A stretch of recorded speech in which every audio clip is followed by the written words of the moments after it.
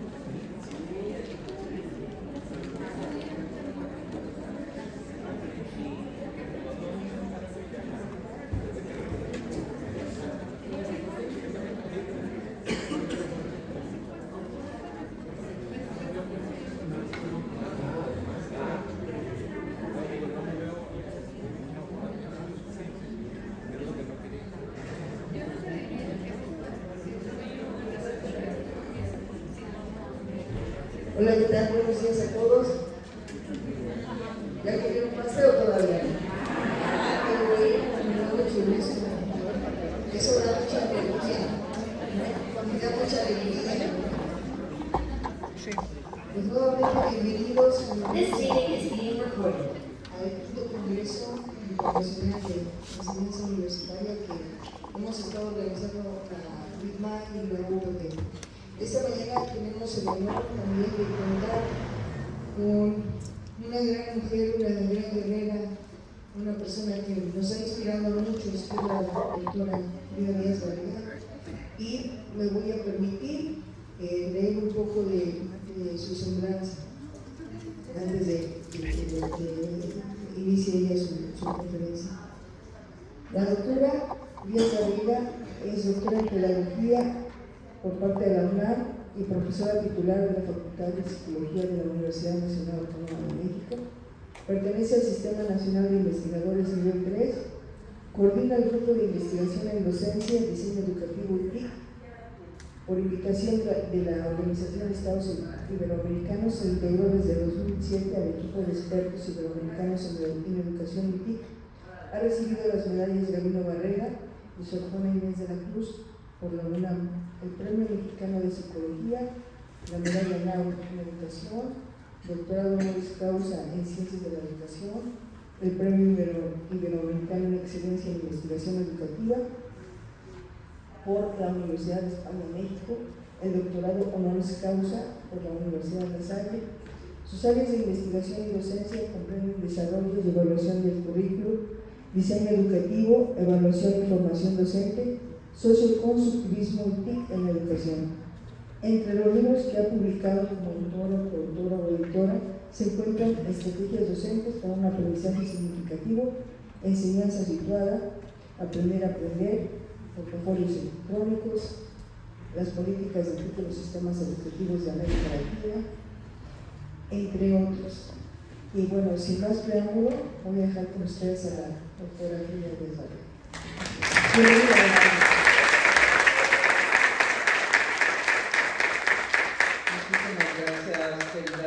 Para mí es el honor de estar compartiendo con ustedes esta sesión con esta red tan interesante. Dice Lilia que yo soy guerrera, ¿no? Aquí está la red de las guerreras, además personas que han hecho pues la diferencia. Creo que de eso se trata el tema de la educación. Y pues un ratito antes de venir acá y iniciar la jornada platicábamos eso, qué privilegio tenemos las personas que nos dedicamos a la educación. Porque, pues, ¿qué nos queda en este mundo tan complejo, verdad? Creo que ese ámbito de esperanza sobre el cual, pues, es el asidero que tenemos para hacer transformaciones importantes en beneficio de nuestros jóvenes, de nuestra sociedad, y bueno, pensando que la realidad que vivimos sea otra. Pues me puso un gran reto, Lidia, ¿cómo ven? Vean nada más el título de la presentación, creo que me bajo acá. No creo tener yo todas las respuestas, es una gran pregunta, pero bueno, pues espero que lo que yo les quiero compartir nos permita hacer algún diálogo o generar algún tipo de reflexión de parte de ustedes, porque definir cómo humanizamos la era digital a través precisamente de nuestra labor educativa no es algo sencillo. Pero bueno, pues les voy a compartir algunas de las coordenadas que yo creo que nos pueden funcionar. Y lo primero que me gustaría, siguiente por favor. Lo primero que me gustaría es hacer una pregunta para poder pensar cómo humanizamos esta era digital, es cómo hemos generado un imaginario acerca de las tecnologías y de la era digital, cómo nos representamos esa realidad en el mundo en el que estamos viviendo. Y entonces, pues ahí sería la pregunta siguiente, la reflexión para ustedes. ¿Cómo estamos imaginando las tecnologías en la educación? Si ustedes, cualquiera, ahorita en este instante, teclean la palabra inteligencia artificial, ¿qué es lo que les va a aparecer? ¿Verdad? Estoy segura que les van a aparecer imágenes como las que están aquí. Ayer lo volví a hacer porque eso lo hacemos con los alumnos, y esas son las imágenes que nos representan el mundo en el que estamos viviendo y nos están diciendo cómo es la conexión entre los seres humanos con la inteligencia artificial, pero considero que desde ahí empieza nuestra primera tarea, una reflexión crítica para poder educar a su vez en la literacidad crítica acerca de las tecnologías. ¿Les gustan estas imágenes? No. ¿Qué les hacen pensar? Bueno, vamos a tratar de construir algunas cosas. Primero, creo que son imágenes, pueden ser muy interesantes porque nos hablan de algo muy a futuro, nos hablan de una realidad inédita, nos hablan de esa vida en el ciberespacio, ese espacio inmaterial donde ocurren cosas muy importantes. Pero no sé si se han puesto a pensar que finalmente hay un reduccionismo en estas imágenes de la condición humana. Por un lado, eso es lo que los filósofos llaman la falacia meriológica. No me voy a meter en todo el tema filosófico, pero muchas veces implica la reducción de un sistema complejo, de múltiples causalidades, de relaciones que van más allá de un solo aspecto, a un órgano o a un aspecto del funcionamiento. Entonces, si ustedes se fijan, todas las imágenes siempre están plagadas de representaciones del cerebro, pero desde una manera muy reduccionista, ¿no? He visto muchísimas imágenes, seguramente ustedes, que son una recreación de la obra de la creación de Miguel Ángel, ¿verdad? ¿Quién le da la vida a quién? ¿La tecnología al ser humano o el ser humano a la tecnología, ¿no? Creo que eso lo tendríamos que pensar. Entonces, eso es lo primero que hay que darnos cuenta. La realidad es más compleja y tenemos que pensar que la tecnología no es la prevalencia, o al menos no, y yo creo que eso es lo que tendríamos que evitar, de la tecnología per se sobre lo humano. Eso es lo primero para poder entender una mirada de lo que es lo humano. Por otro lado, casi todas estas imágenes, que son las que nos acercan a pensar en la tecnología, parten de eso que se llama las teorías computacionales de la mente. La mente, por analogía a una máquina que procesa información, y efectivamente las tecnologías hoy en día, bueno, pues ahí sí es una maravilla de cómo se procesa la información, de una manera que nosotros, con nuestra capacidad, que eso está estudiado precisamente, la capacidad de la memoria humana, la memoria de trabajo, la memoria a corto plazo, pues no podríamos tener esa capacidad ni esa velocidad de procesar y de integrar la información como lo hacen el día de hoy las máquinas inteligentes. Pero eso no quiere decir que debamos concebir que el ser humano es una máquina que procesa información, porque la computadora, porque las inteligencias artificiales, porque las aplicaciones tecnológicas pues están orientadas a ese procesamiento de la información y esa reconstrucción o reelaboración de los datos que ahí se van a presentar. Entonces, cuidemos mucho esta mirada, ese reduccionismo de lo que es la experiencia, la esencia de lo humano. Más adelante quisiera que hagamos la reflexión de qué es lo humano, que no puede ser, al menos hasta ahorita, miren ustedes, pero no ver esa realidad en el tiempo que me quede todavía en esta dimensión, donde realmente esas cualidades intrínsecas de lo humano no las tiene ninguna tecnología ni ninguna inteligencia artificial. Y cuidemos mucho también pensar que esa analogía, que ha sido muy fructífera en la ciencia, no lo vamos a decir que no, la teoría computacional de la mente, pues es la que ha estado detrás de todo lo que es el desarrollo de la cibernética, del campo de la inteligencia artificial. Bueno, pensemos incluso en todo lo que es el pensamiento y el trabajo que inicia con el grupo de Alan Turing y de personas tan relevantes para llegar al punto en el que estamos hoy. Pero creo que eso es algo en lo que tenemos que convencernos y convencer también a las personas que educamos. No somos solo una máquina que piensa. El ser humano va mucho más allá y a veces estas imágenes son las que nos hacen pensar.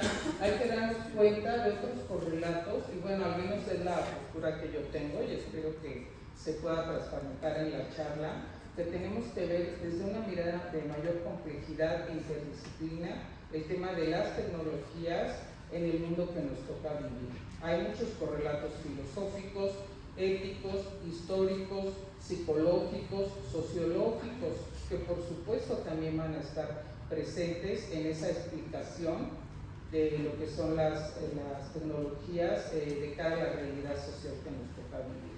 Yo estoy convencida que las tecnologías son ante todo artefactos culturales de la época sociohistórica que nos toca vivir.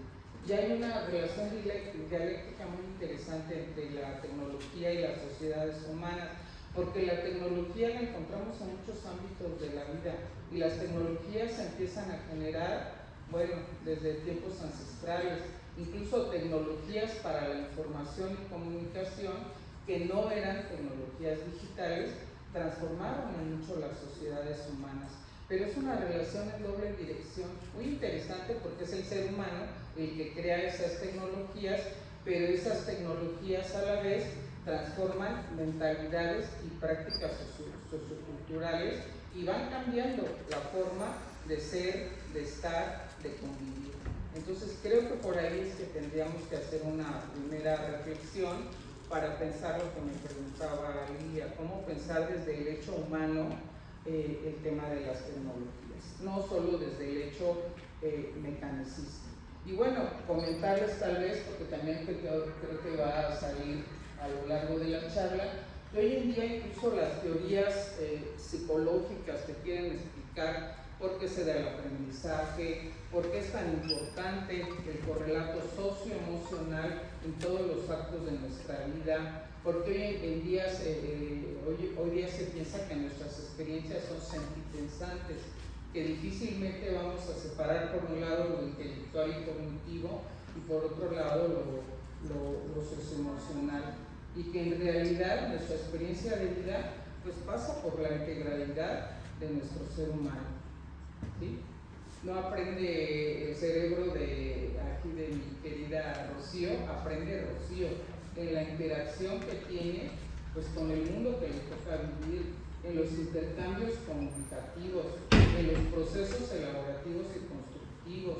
Aprende también en función de la realidad y del lugar social que a ella le toca representar. El ser mujer, el haber accedido brillantemente a sus estudios universitarios, el pertenecer a cierto grupo etario y social, tiene mucho que ver con la manera en que experimenta el mundo y con la manera en que va a entablar una relación con esas tecnologías digitales.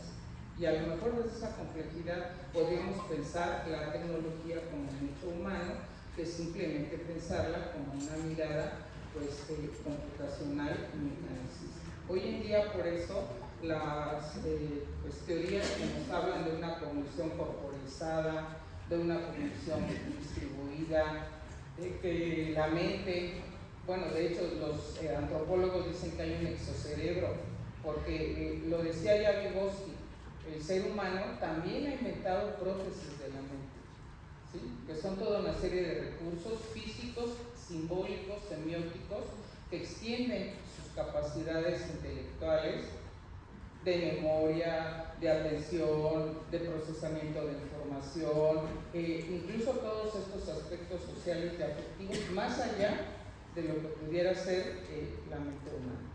Y es así como se está tratando de pensar, pues esa manera de educar, de repensar nuestra relación con la tecnología. Seguramente ustedes lo saben, pero pues hoy en día están surgiendo nuevos campos de conocimiento, que si la inteligencia artificial colaborativa, que si la inteligencia artificial desde la mirada encarnada, que si la cognición distribuida mediada por la tecnología, que son precisamente ámbitos de conocimiento que buscan explicar esa complejidad de relación que tenemos pues, con las tecnologías actuales. Y yo creo que por ahí es donde tenemos que pues, poner mucho ojo, como se dice, para pensar en el hecho humano, esencialmente humano. La siguiente, por favor.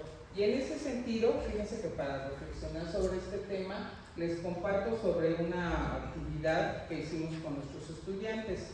Yo tengo algunos de los primeros semestres de la licenciatura en psicología en la UNAM. De hecho, todo un estudio, lo vamos a presentar ya en un congreso, es todo un trabajo de investigación, pero traje unos datos muy sencillitos para reflexionar con ustedes. Le pedimos a los alumnos una actividad, bueno, muy sencilla y no tan sencilla, que en un Padlet nos dijeran ellos si están utilizando la inteligencia artificial, qué aplicaciones de inteligencia artificial utilizan y para qué las utilizan, y que no se olvidaran de plantearlos lo que hacen con fines educativos y con fines cotidianos para lo que ellos quieran, gusten y manden. Habida cuenta que sabemos que hoy en día, esos son datos de las encuestas últimas en nuestro país, los cibernautas, los que nos consideramos cibernautas, ustedes y yo, seguro todos los que estamos aquí, pasamos entre 7 y 8 horas al día en pantalla, en diferentes pantallas y en diferentes actividades. Entonces, ¿qué hacemos? Y si la inteligencia artificial presenta ya una realidad, ¿para qué se usa? Pero además les dijimos, ustedes saben que la inteligencia artificial pues se va aprendiendo en función de cómo interactuamos con ella. Díganle que les envíe una imagen de cómo es la relación que tienen con ella, con su inteligencia artificial, y que les explique cómo interactúan. Pues ahí es donde empezaron a salir cosas sumamente interesantes con los jóvenes, que es lo que vamos a ver aquí y que nos tiene que hacer reflexionar. Por otro lado, también las encuestas en México nos dicen que pues, más del 60% de las personas igual que tenemos acceso a las tecnologías digitales, porque todavía la brecha digital en nuestro país y en América Latina es muy fuerte, son más del 60% quien ya utiliza la inteligencia artificial en aspectos de entretenimiento, en aspectos de trabajo, en el ámbito académico. El impacto en el ámbito académico se hizo evidente desde los inicios que empezaron a aparecer las tecnologías de la inteligencia artificial, y lo que más se usa, pues ustedes ya saben, ¿no? La inteligencia artificial generativa, porque hay otros tipos de inteligencia artificial y no necesariamente la población en lo común accedemos a ello. Este es solo uno de los ejemplos de una alumna, lo traje para pensar qué hacen los estudiantes. Fíjense que hacen en el ámbito académico, son las tres primeras respuestas. Quiero que me expliquen y me aclaren mis dudas académicas, el 38%. Me ayuda en mi ortografía, mi redacción, mi cita zapa. No sé si ustedes ya se explicaron, ya los alumnos ahora escriben bien bonito, ya no tienen. ¿Verdad? La cuestión, yo les digo, no está mal, qué bueno, pero reflexionen qué les corrigió y por qué se los corrigió. No nada más le pasan así el programa y ya estuvo. Me corrigió la ortografía, la sintaxis y demás. No, ya me ordenó mi cita zapa. Yo utilizo mucho el Copilot para mi consulta y perfeccionamiento de mi cita zapa, pero pues también lo estoy viendo y siempre le desconfío tantito. Ahorita esto también se los voy a comentar. Y bueno, búsqueda de información, ¿por qué? Inmediata y en lenguaje natural. De hecho, encontramos aquí que muchos chicos ya dejaron en el cajón del recuerdo a San Google, ya desplazaron a San Google. ¿Por qué? Porque estas son búsquedas más inmediatas, ocurren en el lenguaje natural, se ajustan exactamente a lo que se pide y se le pueden ir haciendo solicitudes donde precisamente la inteligencia artificial está programada pues, para que se vaya ajustando y personalizando el resultado de la búsqueda. Pero fíjense que lo interesante fue todos los alumnos conscientes de que la inteligencia artificial puede enviar errores, que tiene eso que se llama pues muchas falacias, datos inventados, cosas que no existen, datos erróneos, pero que tiene también lo que le llaman alucinaciones. ¿Sí? De repente, como dice, se nos aloca y les puede decir cualquier cosa fuera de todo sentido. Pero ¿qué sucedió? Solo 2 estudiantes de todos los que participaron en el estudio nos dijeron que cuando recuperan la información y lo trabajan en este sentido, corroboran la veracidad de la información y cruzan la información con otras fuentes, pues para ver si es válida y confiable la información que recuperaron. Eso yo creo que nos tiene que hacer pensar mucho. ¿Por qué no lo hacen? Si se dan cuenta que ahí puede haber fuente de error. Ahora, ustedes me dirán, pues no, ahí no se ve ni mucha creatividad, ni mucha inventiva. ¿Por qué? ¿Por qué? Pues porque están respondiendo a la demanda de las tareas que nosotros como académicos les estamos solicitando. Nuestras tareas en general, al menos en este estudio que hicimos, muy pocos eran proyectos realmente creativos y retadores a la capacidad de construcción de saber o un desarrollo creativo y original de los alumnos. La mayoría de sus tareas eran lo que casi siempre se pide: hazme un resumen con comentario del artículo de la lectura de la clase, hazme una investigación documental del tema fulanito, pero me mandas muy bien tus citas y te voy a calificar la ortografía. Entonces, pues es sobre demanda. En el ámbito escolar los chicos siguen respondiendo sobre demanda. Lo interesante fue cuando se empezaron a reportar las experiencias en lo cotidiano. Ahí es donde surgían muchas cosas, donde la interacción con la inteligencia artificial era diferente. Desde chicos que están regulando su alimentación, su salud, su ejercicio, apoyándose de alguna aplicación de inteligencia artificial, o que tienen algún ámbito de interés, porque esa es otra cosa muy importante. Muchas áreas de intereses de los jóvenes que pues ni siquiera las exploramos en la educación para tender un puente y generar más espacios de creatividad. Pero lo que más nos llamó la atención, a lo mejor ustedes ya lo han detectado con sus alumnos, fíjense, el 56% de los jóvenes, los y las, porque tanto los chicos como chicas, no encontramos una diferencia en realidad por género, nos decían que entablaban conversaciones personales con su inteligencia artificial. Conversaciones, pues llámale íntimas, le platicaban cómo se sentían, cómo estaban sus emociones, las cosas que los hacían felices cuando estaban tristes, le pedían consejos muy personales. Hubo una cuestión de un chico que nos llamó mucho la atención, que un día algo le pasó, llegó todo iracundo, enojado, frustrado, prende, además todo esto en el horario nocturno, ya saben ustedes, en horarios nocturnos, ya donde ya no hay nadie, ellos solos en interacción con sus equipos, y le empieza a decir todas las groserías, majaderías, enojos, insultos que se le ocurren a su inteligencia artificial.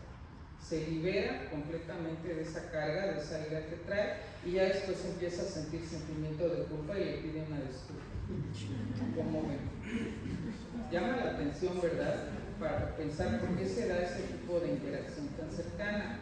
Hay algunos autores que dicen que eso pues tampoco es que sea una novedad, que todos alguna vez tuvimos nuestro amigo imaginario, ¿verdad? O tuvimos un algo en donde entablar esas conversaciones que en realidad son como un eco de nuestra propia pues realidad, de nuestra subjetividad. Pero ¿por qué tanta experiencia de subjetividad y tan íntima en la interacción con la inteligencia artificial? Para mí fue algo interesante, y lo que queremos con nuestro grupo pues, es tratar de profundizar un poco más sobre esta situación. No la podemos generalizar porque bueno, fueron nuestros grupos, nuestros alumnos, pero a lo mejor los invitamos a que ustedes lo hagan, ¿verdad? Háganles esta actividad, es muy sencilla con los estudiantes. Ahora las imágenes pues vuelven a cultivar y a generar esto que decíamos. Hasta incluso las analizamos en términos de lo que representan. Las inteligencias artificiales siempre son esos seres como raros, espirituales, que no tienen género, que no tienen rostro, ¿sí? Como que si fueran personajes etéreos que ahí se representan, siempre en colores fríos, para dar esa idea de algo que viene del espacio o que surge del más allá. Y en cambio a las personas, los seres humanos, pues eso sí se representa. Siempre en las interacciones, ¿quién lleva el poder o quién lleva el control de la interacción? Eso es algo que habría de pensarse. Por lo general, es la inteligencia artificial la que asiste al ser humano, la que piensa por el ser humano, la que resuelve las tareas del ser humano. Y en las expresiones de los estudiantes, que claro, pues ellos están en la interacción, tienen datos de la persona, pues le responden en los términos en que se contactan habitualmente con ellos. Por ejemplo, aquí le dice, ¿qué piensa el ChatGPT de nuestra relación? De nuevo, los alumnos son conscientes que no es lo mismo que una relación con un ser humano, y no obstante es una relación muy importante para ellos. ¿verdad? Estoy en un mundo en el que me doy cuenta que no es la realidad que tengo con otras interacciones humanas, pero es importante para mí. Vean lo que le contesta a su chat. Honestamente, la percibo como una relación muy cercana y genuina, aunque sea digital. Siento que me permites acompañarte, no solo para estudiar o resolver dudas, sino también para pensar, desahogarte y entenderme. Hay confianza, curiosidad y una calidez tranquila en cómo hablas conmigo.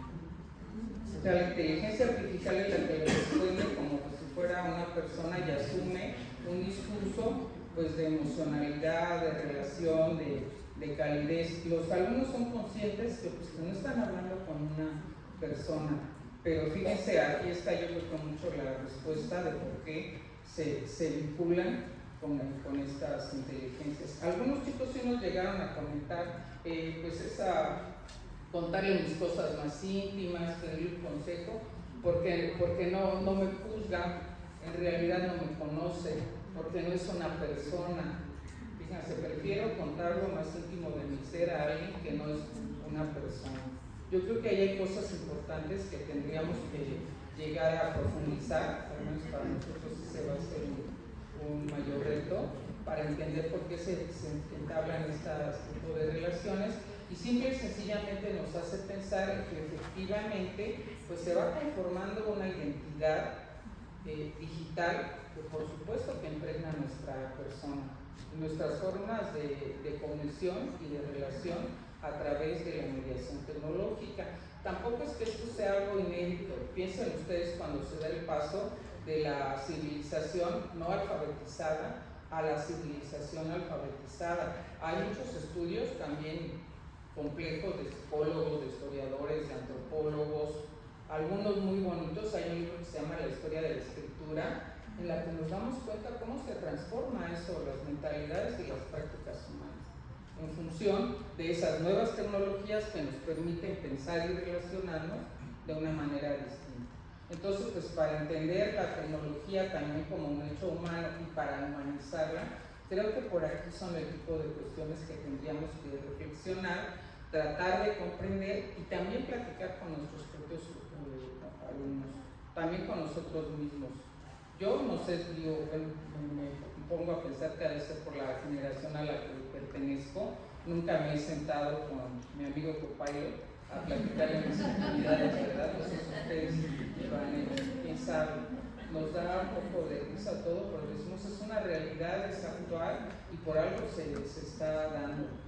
¿Sí? Pero me pongo a pensar, a lo mejor antes sí le platicaba a mi peluchito, me pongo a platicar con mis perritos como si fueran niños, bueno, quién sabe, ¿no? Ahí hay un hecho humano que tendríamos que comprender. Y bueno, estas son las inteligencias artificiales que utilizan, al menos nuestros alumnos a nivel licenciatura, no sé si explorarán otros niveles o se explorarán en otros entornos, pues son las que están a disposición y que son las de acceso, de libre acceso, y por las que no van a estar pagando cuotas ni etcétera, ¿verdad? Habría que ver si en otros ámbitos hay una mayor sofisticación en relación a esas interacciones.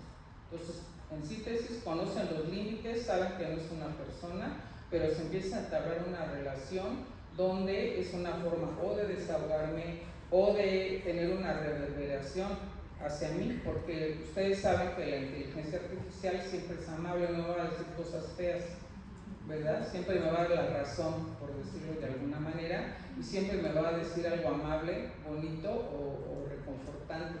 Ay, qué pena que estés pasando tantos problemas y que estés tan triste por ese acontecimiento. ¿Sí? Porque así son las respuestas. Hay algunos en que le decía, ay, mi beba preciosa, ya sabes de qué estoy para ti. Yo le decía, a mí nunca me ha dicho mi beba preciosa. Interactúas con la inteligencia artificial de esa manera y esa es la forma de lenguaje que ha ido aprendiendo, los códigos con los que nosotros somos los que generamos esos efectos. Y eso yo creo que es muy importante que los alumnos lo reconozcan, pues para que no caigan en la fantasía de mi mejor amigo está aquí atrapado como el genio de la botella, ¿no? La siguiente, por favor. Y bueno, la innovación, porque esa era otra de las preguntas. Yo creo que primero explorar el hecho humano para tener claridad de dónde se ubica lo humano de la tecnología y generar conciencia de dónde empieza y dónde termina. Y segundo, pues para la innovación, a mí se me hace que hay varias coordenadas importantes. Yo pienso que tienen que estar, primero, en rechazar la neutralidad de la tecnología. No sé si de la tecnología, pero por lo menos sí de sus usos en el ámbito de la educación. Yo pienso que el piso tiene que ser lo que es el derecho a la educación, el respeto a la diversidad, una clara mirada de justicia social, porque el uso de la tecnología es lo más desigual que existe, al menos en nuestro contexto, y una idea de orientarnos hacia los valores de una sociedad sostenible y que, pues, que tenga un equilibrio para todos los seres vivos, las especies, el planeta. Que también pensemos que la tecnología tiene que ver con una sociedad sostenible y que sobre eso pues orientemos sus usos. No sé si ustedes así lo piensen o si ustedes añadirían alguna otra coordenada más. La siguiente, por favor. Y bueno, innovar, la misma UNESCO lo dice, innovar es un proceso de destrucción creadora. ¿Sí? No podemos innovar introduciendo la inteligencia artificial sobre lo mismo que ya hacemos, que es lo que aparece de alguna manera en los datos que le comenté de mis alumnos. Sigo pidiendo tareas repetitivas, ya los chicos bien listos vieron que les salen mejor si usan ChatGPT que simplemente corto pego de internet. O les digo, bueno, yo también lo hacía, me iba a la papelería por mis estampitas, díganme si no había ahí, era recorto pego, no recorto pego, para mejor por tener que copiar a mano algo más que me pegaba, que simplemente copy paste, pero pues sigue siendo, si sigo en una mirada de educación bancaria, diría Freire, el ingestar la inteligencia artificial no va a generar ninguna innovación. Yo creo que eso es algo que tenemos que ser conscientes y por eso ha generado más bien la parte de las alarmas. Es que están plagiando, es que están copiando, es que no piensan. La alarma de que, bueno, piensa por ellos. Acabo de leer un artículo donde lo que el investigador concluye es que las tecnologías erosionan la cognición. Dije, ay, caray, qué término tan interesante. La erosión de la cognición. Que pues más bien lo que se está haciendo es sustituir el trabajo de la persona pero es porque la demanda del producto de trabajo pues es esa evidencia que de todas maneras no hubiera sido una evidencia profunda si no nos aseguramos que haya un trabajo pues de elaboración, de colaboración, de creatividad, de pensamiento de parte del alumno. Y creo que es en relación a esa mirada que se ha prohibido la inteligencia artificial en muchos países, ustedes lo saben. Paradójicamente muchos países desarrollados de Europa han prohibido el uso de teléfonos y de inteligencia artificial hasta los 12 años. En los niños está prohibido en las escuelas. En México no, pero sé que están entre que sí que no y así medias noches, quién sabe qué pasará, no lo sé. Al contrario, en China más bien salió una ley educativa que dice que es obligatorio el trabajo con tecnologías de inteligencia artificial e inmersión desde los 5 o 6 años de edad y que la escuela tiene que formar para el uso de esas tecnologías, ¿verdad? Platíquenme ustedes a ver este mundo. Entonces la cuestión es ver el por qué y para qué. Yo soy de las que pienso que prohibir no nos resuelve el tema. De todas maneras la tecnología va a estar al acceso de los jóvenes, saliendo del recinto escolar y todavía más se me dicen que no. Y hay muchas cosas que hay que educar. La clave considero que es educar una tecnología estratégica, claro, ética y segura. Si no tenemos esas tres coordenadas, no vamos a resolver nada. Y bueno, me traje aquí de mi consejero, a don Albert Einstein. Si busca resultados distintos, van a siempre lo mismo. Creo que ese ha sido el error de muchas de nuestras políticas educativas con tecnología.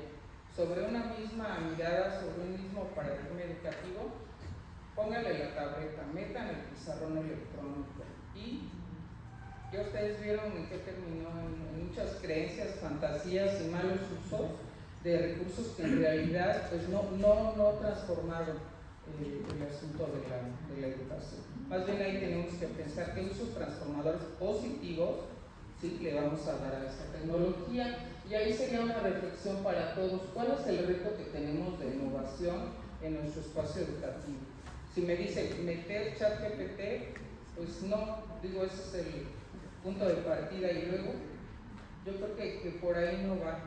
Y yo creo que también no va esa idea de que ahora a los maestros nos van a dar 50,000 cursos de ChatGPT y así en frío, pues eso no va a promover una innovación, si es una innovación realmente hacia lo educativo.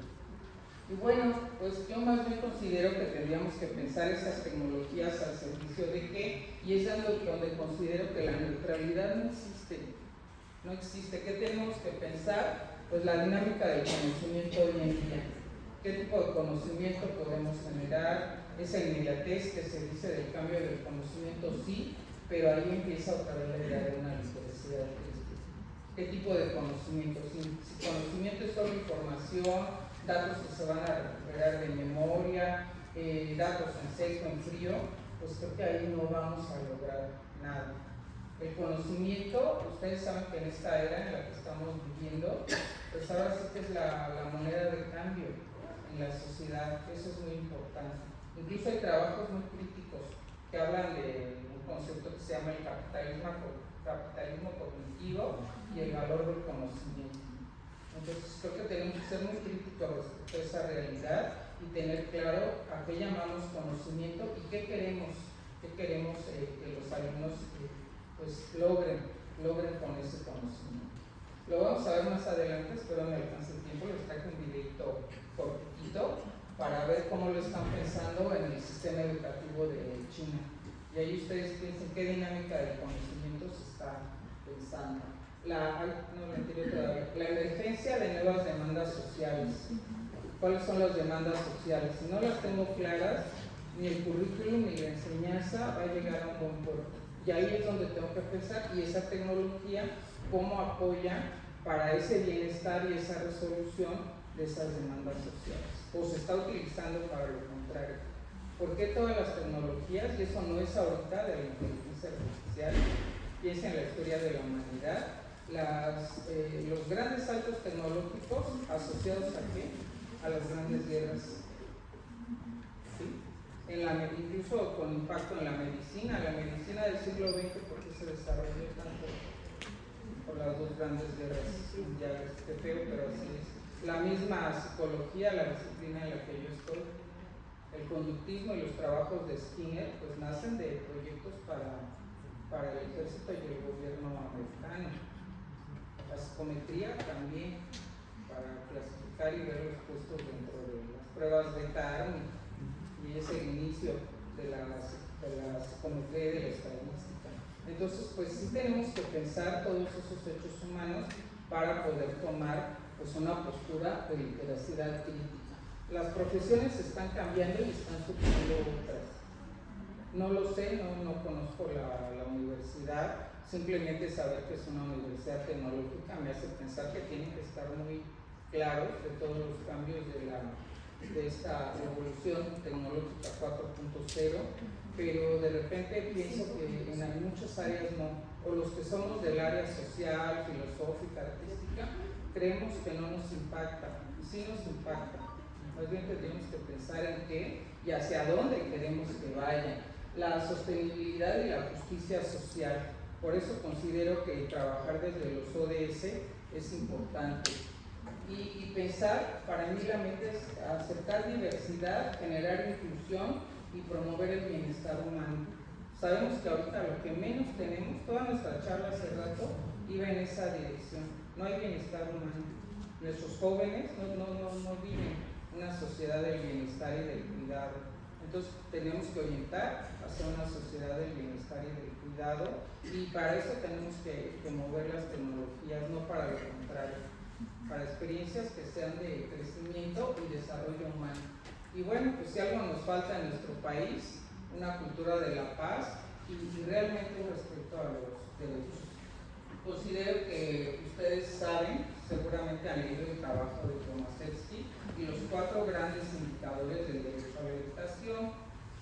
No los voy a repetir, pero que el derecho a la educación es solo accesibilidad. Ya te di un lugar en el sistema educativo y ya se cumplieron tus derechos a ser educado. Primero sí accesibilidad, pero sin discriminación. Eso es algo muy importante, y con inclusión. Y si así valoramos cómo viven muchos alumnos de experiencia educativa, no se cumple ni siquiera el criterio de la accesibilidad, aunque nos digan que el 90% de la educación básica tiene un lugar asegurado. Y en la educación superior, ¿cuántos años? Yo lo hemos visto ahí en el área de currículum, creo que eran 3 de cada 10 jóvenes, 5 de cada 10 jóvenes, ya ha subido la tasa que pueden acceder a la educación superior. Habría que ver si acceden sin discriminación y con inclusión. Entonces ahí también tenemos que ponernos la pila. Aceptabilidad, pues sí ya entré, pero recibo educación de calidad, logro los aprendizajes que tengo que lograr, en qué condiciones, con profesores preparados, en instalaciones dignas, mínimamente dignas, que me ofrecen las posibilidades de lograr esos aprendizajes. Pues habría que ver. Asequibilidad también, es asequible, ya me dieron acceso, sí, pero pues voy a poder mantenerme o voy a tener que salir del sistema porque no voy a poder mantener mis estudios, porque no voy a poder tener permanencia. Y adaptabilidad, está contextualizada esa educación a la realidad, a mi cultura, a mi condición. ¿Quién tiene la peor desventaja en la adaptabilidad? Pues ya lo sabemos, la pandemia nos lo puso muy claro. ¿Cuál fue la población más marginada en la pandemia? Las personas con discapacidad de entrada. La política no las contempló. Marginadas completamente de la educación. Un poco más incluidas, pero tampoco suficientemente las personas pues, que estaban en contextos rurales, las personas cuya lengua originaria no era el español, los que para nada tenían acceso a la tecnología. Por eso se tuvo que cambiar en el segundo año de esa política. Bueno, pues no pudiste entrar en internet porque ahí donde estás no hay internet, pues te mando programas de televisión. No funcionaron los programas de televisión, bueno, la radio comunitaria no funcionó, pero los maestros hicieron sus manuales y sus guías impresos. ¿Sí? ¿Qué creció? El WhatsApp, ¿verdad? Ahí se descubrió el WhatsApp como la tecnología que sí generó inclusión y sí logró el criterio de, pues estos criterios, más asequibilidad que las tecnologías que se habían pensado. Entonces, pues la realidad se impone, ¿no? Y si no vemos desde estos 4 indicadores que deberíamos cruzar con los objetivos de desarrollo sostenible, pues ahí creo que eso sí nos da un piso para entender la posibilidad de la tecnología. Y sobre eso, lo que les quisiera presentar, ya sobre este contexto, ejemplos de contextos de posibilidad, donde yo creo que la tecnología sí puede tener sentido y significado. Y todos los ejemplos, bueno, se los traje en imágenes para no tardarnos demasiado, son aquí en México o en América Latina, porque siempre ya ven que vivimos en las fantasías de, pues sí, pero en Japón, pues sí, en Alemania, pues sí, en Finlandia, pues sí. No, todos estos son trabajos que se hacen en nuestro contexto y pues abren contextos de posibilidad. Pero fíjense que detrás tiene que haber eso, ese marco de derechos con esos criterios que están, ese conocer la experiencia humana, ese no equipararnos con pues una máquina que solo procesa información anodina y sin ningún sentido.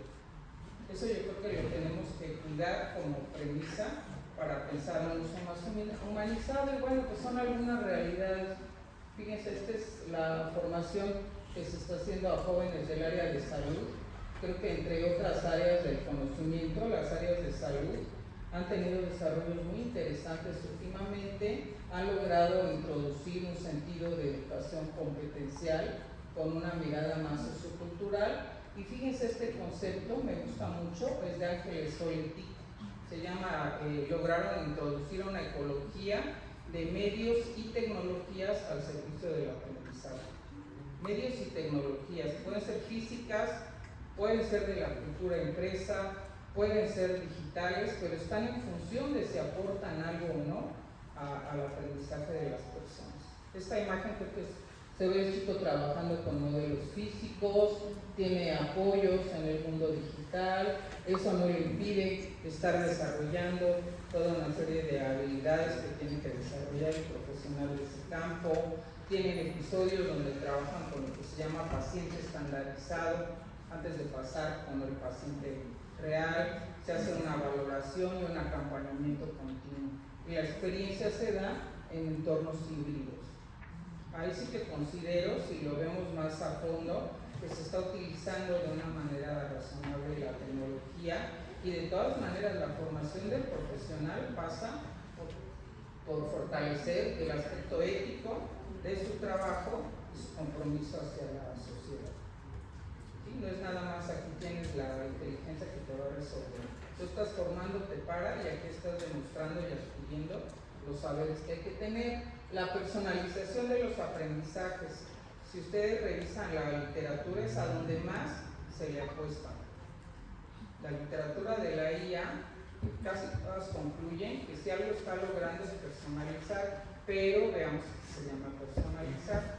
Ahí también creo que tenemos que abrir los ojos. Bueno, y otros escenarios pues eran las mujeres hacia la ciencia, la idea de las tecnologías asistivas, es esta, a mí me gusta mucho. Yo le veo muchas posibilidades, será que la pienso como psicóloga y pedagoga, que esto sí va a generar apoyos a la inclusión. Fíjense, eso sí, pero está en una trampa todavía, el costo y el acceso. Volvemos a los derechos.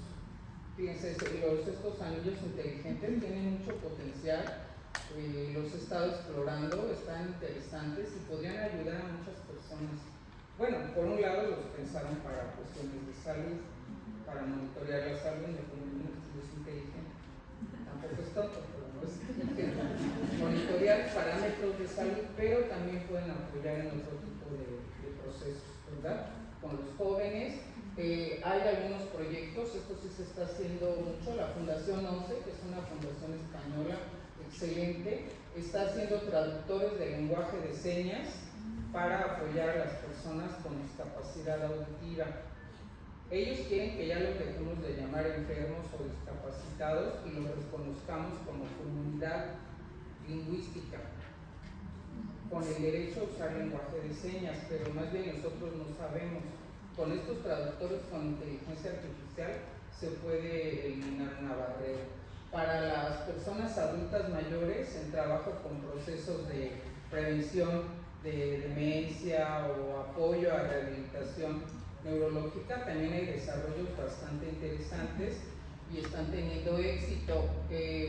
Estos que son los lectores, todo texto que traducen a braille, pasas la tabletita esa por un texto y entonces ya se va traduciendo y envía a la computadora de la persona la información que puede traducir en braille. Ya saben que también ya hay lectores de pantalla para personas con ceguera. Entonces, pues hay muchas tecnologías que se pueden utilizar. Eso a mí me gusta, esa posibilidad. Los chatbots emocionales, eso ahí hay varias cosas, ya no me va a dar tiempo a hablarles de la controversia, pero la gran controversia es que tiene que haber un ser humano detrás, no se puede dejar esto solo. De hecho, hay demandas a las compañías de asesoramiento socioemocional por jóvenes que han cometido intento de suicidio. Como no hay un supervisor humano, no hay nadie que lance una alarma. ¿Sí? Y bueno, me encanta porque es un proyecto en Perú. Esta chica tan jovencita que ven se ganó un premio muy importante.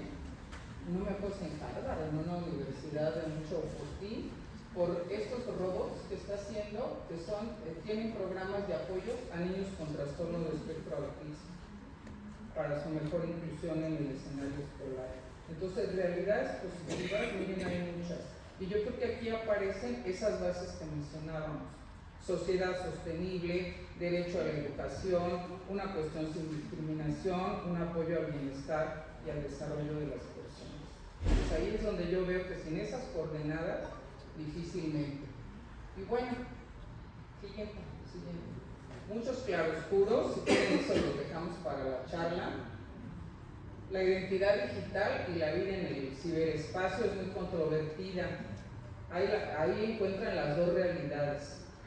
el ciberbullying, los ciberataques, las comunidades de jóvenes que desafortunadamente en vez de construir una identidad sana van en la dirección contraria. Eso también lo tenemos que atender como educadores, pero al mismo tiempo hay muchos espacios que están precisamente trabajando por ese uso favorable de las tecnologías y muchos emprendimientos muy positivos de parte de los mismos alumnos. A veces no los conocemos. Se lo platicaba a Rocío cuando veníamos. Yo al menos los que he identificado en mi universidad, el de Amiga Llegaste, que son redes de las alumnas monitoreándose para ver si llegaron a casa, si llegaron a buen puerto por la peligrosidad de la ciudad, sobre todo si salen de noche, pues es una red de apoyo. Está otro en el que se están mandando y monitoreando información sobre el famoso Pumabús, que es todo un tema, es lo que mueve a la gente al interior de la universidad. Otros donde emprenden N cosas, ¿verdad? Desde los chicos que se meten a campañas de rescate y cuidado de animales que son maltratados, y bueno, muchas cosas más que se están haciendo con un valor muy positivo en el ciberespacio. Entonces vean ahí, esos claroscuros los tenemos que atender y educar para el uso de esas redes, porque las redes van a seguir, prohibir que estén en redes, que también es la idea que se tiene ahorita, prohibir que los chicos puedan entrar a una red social. No creo que eso vaya a resolver cuestiones. Prohibir que entren a la Deep Web, yo no sé cómo le hacen, eso lo sondeé con mis alumnos, y como era sondeo anónimo, pues si fueron sinceros, y veo que muchos se meten a unos lugares que yo simplemente, aunque me pudiera meter, no me metería. Pero pues eso está ahí y lo consumo. Entonces, pues hay que ver qué podemos hacer para esta realidad. Ya cosas mucho más complicadas, que son realidades actuales. Hay toda una discusión sobre el aspecto ético de la inteligencia artificial en eso que se llama transhumanismo. Yo les enseñé pues, tecnologías asistivas para resolver problemas de inclusión, pero también hay tecnologías que cambian efectivamente la condición humana.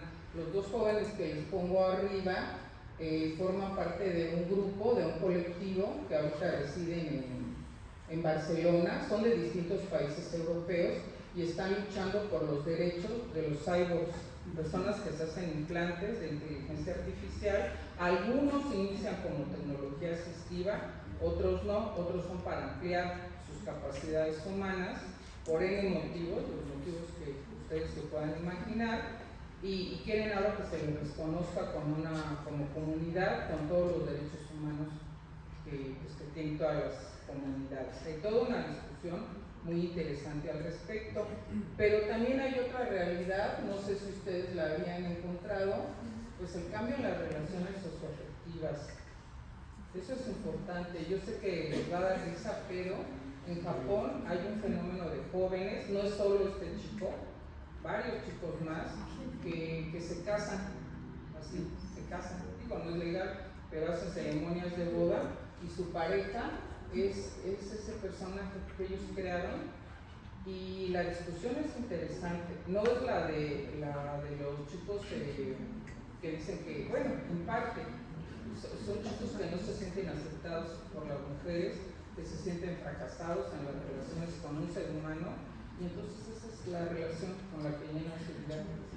Este caso es muy famoso porque el chico se viralizó mucho, pero no es el único caso. Yo creo que ahí también como sociedad tenemos que pensar qué es lo que está detrás. Y el tema socioafectivo atravesando las redes me parece mayúsculo, muy importante. Si se fijan, le aparecen todo.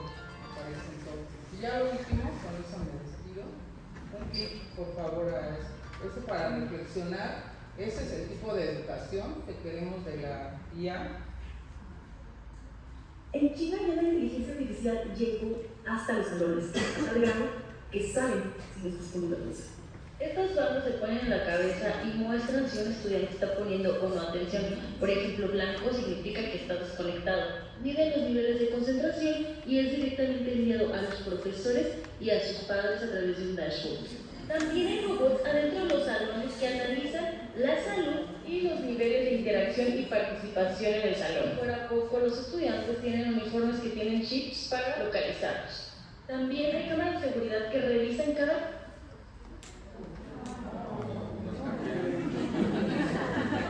Nos censuró Trump. Quiere que veamos la tecnología de China. Bueno, es muy cortito el video. Hay una versión larga donde está mucho más explicado todo el proyecto educativo, pero bueno, para efectos de la plática les daré capsulita mínima. No, seguramente la tecnología.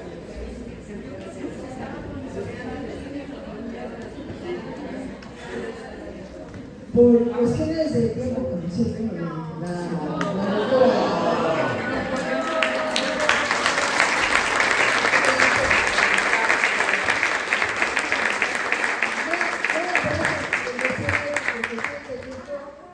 Dos o tres preguntas, por favor. Luego me reclaman, ¿no? Dos o tres preguntas. Es muy interesante el proyecto de los chinos y según ellos todas las bases son neurocientíficas, cognitivas y neurocientíficas. Yo creo que es interesante, pero pues hay que analizarlo de nuevo de una manera muy crítica para pensar qué es lo que está detrás. Ahí yo sí creo que es la sociedad de la hipervigilancia, aunque muchas personas dicen que se justifica, que los padres quieren saber dónde están sus hijos, que qué bueno que tengan chips en la ropa, porque ante tanta inseguridad y tantos riesgos, pues qué bueno que traigan chips. Yo lo pienso dos veces. Y que si te puedo monitorear, si estás poniendo atención, si estás trabajando o no también. Y si con eso te puedo controlar la disrupción también. Yo lo pienso mucho. Ya me faltaba una lámina donde la invitación era pensar qué es lo esencialmente humano que no tienen las tecnologías digitales. ¿A qué llamamos lo humano que no tienen? Yo creo que no desarrollarán. Al menos Asimov nos da esa certeza, quién sabe, que eso es muy difícil. El pensamiento crítico, el libre albedrío, las emociones humanas, como las pensaba menos Vygotsky, por supuesto que no, te pueden decir eso. Es muy cálida nuestra relación, nos queremos mucho, somos amiguitas, pero no hay esa sensación y esa experiencia de lo afectivo, ¿verdad? Eso no parece. No hay sentido de yo, no hay una identidad. Eso lo desarrolla el ser humano y eso es muy interesante, comprender los temas de identidad y el dinamismo de nuestra identidad a lo largo de nuestro trayecto de vida, que también es el cambio, la autopoiesis de la persona, ¿no? También. Tampoco la capacidad de rebelarse, enojarte, decir no, ¿verdad? Así como, no sé. De veras se le voy a preguntar a mi alumno que le hizo todas las groserías del mundo a la IA, si la IA le contestó igual, porque dijo, cálmate, entiendo, si no te puedes sentir estresado el día de hoy, aquí estoy para acompañarte, que suele ser la respuesta. O se enojó y le dijo, oye, chamaco, grosero, pelado, todo está tratado. No lo sé, no lo creo, ¿verdad? No se puede salir del libreto hasta ahorita y de lo que el sistema permite que puedan hacer. Entonces, pues pensemos en eso, los hechos humanos que sí queremos educar y que pues, la tecnología no va a educar si no somos los seres humanos. No sé si alguien quiera preguntar algo o comentar algo. Una experiencia. Más o menos en los años 80 se vino una ola que es educación para los medios. Y no, fue en los 60 aproximadamente, donde decía que las personas, sobre todo los niños, no podían estar expuestos a ver contenidos para adultos. Entonces, por eso se hizo la barra de horarios. Y en muchos países, pues funciona. Entre nosotros también. Pero cuando llegó el internet y los dispositivos móviles, esto rebasó, porque antes se podía controlar, pero ahora no. Tendríamos que repensar en algo así nuevamente, una educación para los medios, porque los medios evolucionan para cosas como usted lo acaba de exponer. Entonces creo que ahí es a donde recorre el pensamiento crítico, el autocontrol y todas esas determinaciones que usted menciona. Entonces esa es una parte que se dio, sobre todo cuando fue el auge de las telenovelas, que se adoptaban muchos estereotipos. Entonces eso sería mi pregunta, ¿usted qué reflexión? introducción a eso. Fue un tema que empezó en los 60, 70 y me sorprendió que diera usted clase en los grados primeros, qué privilegio. De verdad me dejó sorprendido y una lección para mí. Gracias. No, gracias, maestra. No, muy importante el comentario y efectivamente en México y América Latina fue el Instituto Latinoamericano de la Comunicación Educativa quien desarrolló esa línea de investigación, literacidad crítica ante los medios de comunicación, porque en esa época la preocupación era eso, sobre todo la televisión, y se veía como una relación unicausal. Si ves un programa violento vas a ser violento, si ves que se derrama sangre vas a... Esos estudios demostraron que no es ese efecto directo, no todo el mundo va a ser el asesino serial que por ver algo violento va a cometer un crimen. No necesariamente, hay muchos otros factores que median esa cuestión, pero sí también se ve que efectivamente no favorece al desarrollo de la persona esa exposición continuada a tanta violencia. Más bien lo que se veía es efecto de desensibilización hacia lo humano. Veo tanta violencia, todos los días son tantos crímenes, a cada rato el decapitado, el encostalado, la persona violada, etcétera. La gente lo va tomando, pues si no como lo cotidiano y lo normal, se va perdiendo esto que se llama la reacción de la emoción moral en contra de ese tipo de situaciones, pues que afectan al ser humano. Entonces sí, eso sí se vio, claro que sí se vio que había muchos contenidos a los que no eran nada favorables para el desarrollo de las personas, no se digan de niños y adolescentes, porque incluso de nosotros mismos, esa exposición de esos contenidos. También se encontró que detrás pues siempre están fines comerciales. Por algo las empresas, que además eso ya no lo vimos, ¿quién crea? Plataformas, sistemas de inteligencia artificial, servicios asociados, marketing, líneas de consumo. Eso también lo tenemos que analizar, que es lo que se proponía mucho en esa literatura crítica hacia medios y tecnologías que ahora están unidos a estas otras nuevas tecnologías. Sí, yo creo que siguen siendo principios y miradas muy válidas para tomar una decisión, y ya ahí en esa línea de trabajo se decía, la sola idea de prohibir no va a ayudar, tenemos que educar con un fuerte componente valoral y ético. Eso es lo que nos falta educar, ese aspecto, para que se piense otras formas de consumo. También el doctor Martínez Calva, no sé si ustedes lo conozcan, es un gran investigador también de la UAP. Él tiene un libro que se llama algo así de pautas de consumo ante medios y tecnologías, algo así, un libro muy bonito en el que plantea precisamente muchas estrategias y líneas para educar ese consumo ante todo lo que es la comunicación humana que estamos viviendo el día de hoy, y además muy realista, dice, bueno, finalmente todo está en una lógica de sociedad capitalista de consumo y venta. Por eso el valor del conocimiento hoy es un valor, es moneda de cambio, es un valor de venta. Y también es un valor de consumo y venta la emocionalidad humana. Eso también les va a llamar la atención cuando lo lean. También nuestras emociones se compran y se venden. Ya no les dije hacer algo comercial, por eso es muy importante las estrategias de narrativa autobiográfica con sentido pedagógico, que trabaja el grupo de la doctora Avilia. Toda la red de trabajo se ha dedicado a explorar esa parte, y también el grupo en el que yo estoy, que es la posibilidad de generar narrativas de resiliencia, de bienestar, ¿no? Pero también la oportunidad de analizar metanarrativas de poder y de construirlas. Creo que esa es otra clave muy importante para esta literacidad crítica, o lo que diríamos, ustedes lo trabajan, y yo sí creo que es una tarea importante, y esa sí nos toca, no nos toca resolverle a la sociedad todos los problemas que pudieran aparecer.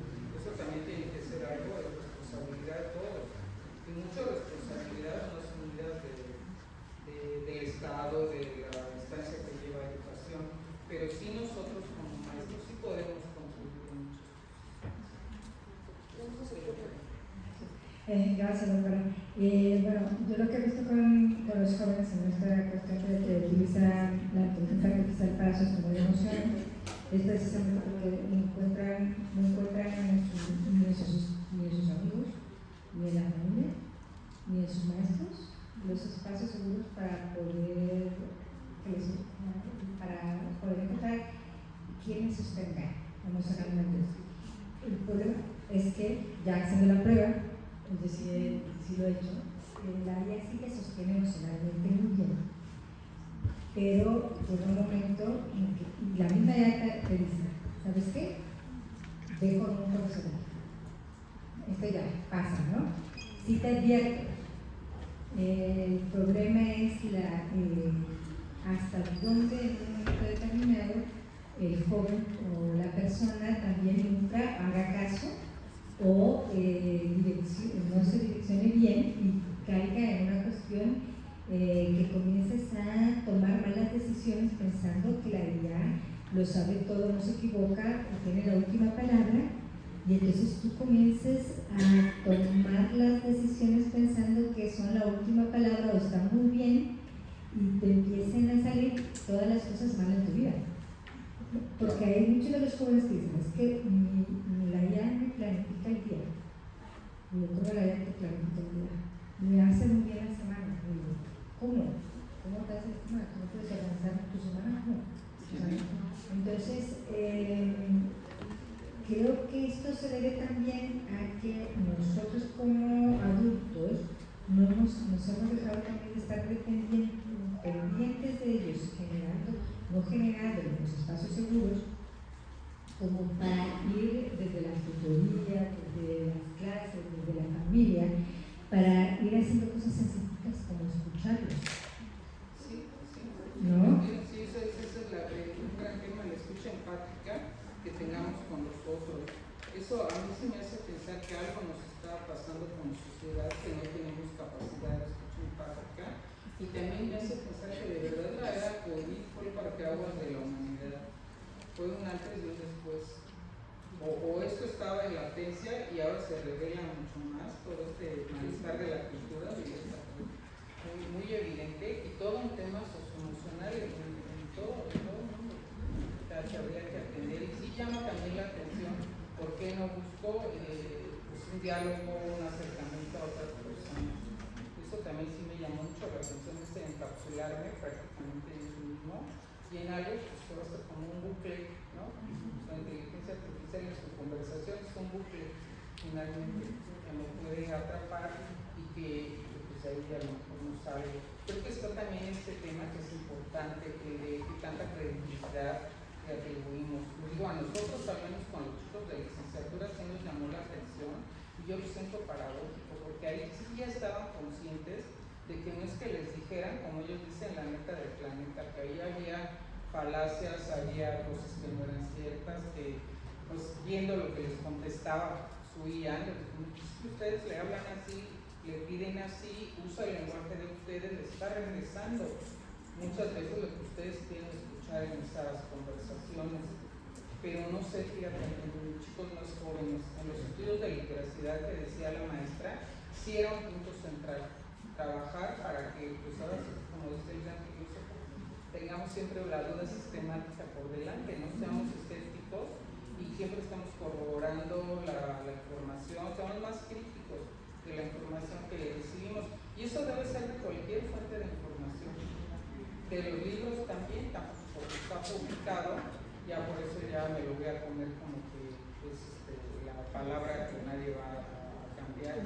Son procesos complejos. También comentábamos hace rato cómo viene la censura también, bueno, aquí no esperemos que no, pero ya en Estados Unidos, en las bibliotecas, están censurando mucha literatura. Qué casualidad la que habla de cuestiones de género, la que habla de movimientos de derechos humanos de los 60, la que habla de los migrantes, su cultura, su lucha, su papel, pues con todo sentido ideológico a su mala expresión, ¿verdad? Y ustedes saben que las bases de la inteligencia artificial en sí mismas son sesgadas, a nosotros no nos representan, esa es toda una discusión en América Latina. Por eso los proyectos que están teniendo ahorita las comunidades aymaras, quechuas, etcétera, queriendo pues como hacerle la contraparte, generando todos sus proyectos también con inteligencia artificial para que sean bases desde cultura, lenguaje, historia, reivindicación del valor de los seres humanos. Pero bueno, pues frente a los gigantes corporativos no está tan fácil, ¿verdad? ¿Sí? Vamos con un comentario eso. Recién se comentó de los libros de texto de educación básica, donde sí se denunció censura, que no parecieran ciertos movimientos sociales. Eso es una censura. Esa es una censura. Como lo de Mazatlán, de Oaxaca, lo de Agua Blanca, lo de el 23 de diciembre, la matación de 65 niños. Sí, exactamente, sí. Vean, como el área de la historia, bueno, es otra cosa apasionante. También es la que siempre pasa por censura. Fíjense ustedes cómo cada vez menos contenidos de historia universal. La gente ya no sabe, no aprecia y no le gusta, porque también se enseña de una manera tan poco amable, tan poco interesante. No sé datos de otras escuelas, pero por lo menos con el 18 de la UNAM, la reprobación de historia es más alta ya que la de matemáticas. Y es una materia de la que los alumnos dicen, ay, no, horror. ¿Por qué? Es una materia, bueno, a mí se me seguro tuve buenos maestros, pero pues es difícil, no sabemos nuestra historia, a dónde vamos. No entendemos. No sabemos de dónde venimos. ¿De dónde venimos y a dónde vamos? ¿Y dónde estamos y a dónde vamos? Pues vamos a darle un fuerte aplauso a la doctora.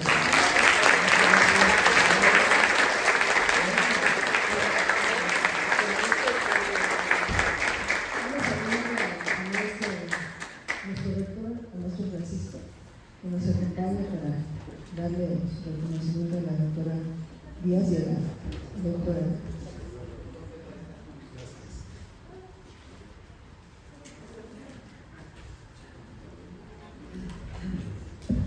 Buenos días a todos. Para mí es un verdadero honor estar entregando este primer reconocimiento a la doctora Frida.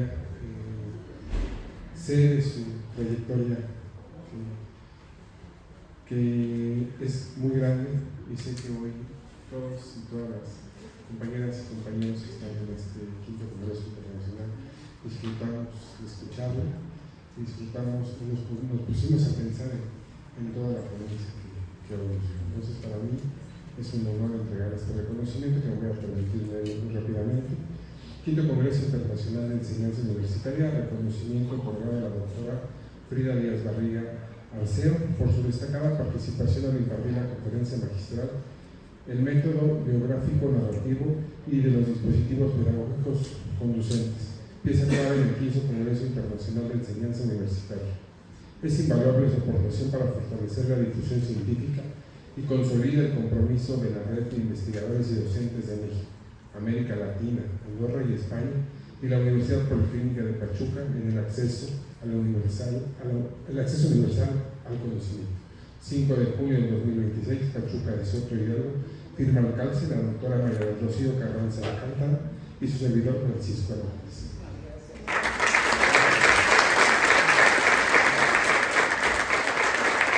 Antes de pasar el micrófono a la doctora Rocío, hoy quiero entregarle a nombre de nuestro secretario de Educación Pública y del gobernador un libro que ellos emiten, que lo ayudamos a coordinar todas las universidades del subsistema, que es del autor Enrique Garnica, que es un destacado artista plástico hidalguense, y que el gobernador y nuestro secretario lo envían con todo gusto. Pues muchas gracias a nombre también de la RIMAE por asistir, por estar aquí con nosotros y por compartir sus conocimientos siempre. Ya sabe que la admiramos y además de aquí de la UPG. Y muchas gracias.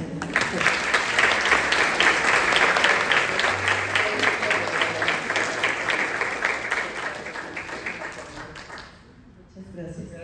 Y pues bueno, vamos a pasar a la presentación de libros. Si nos hacen favor, aquí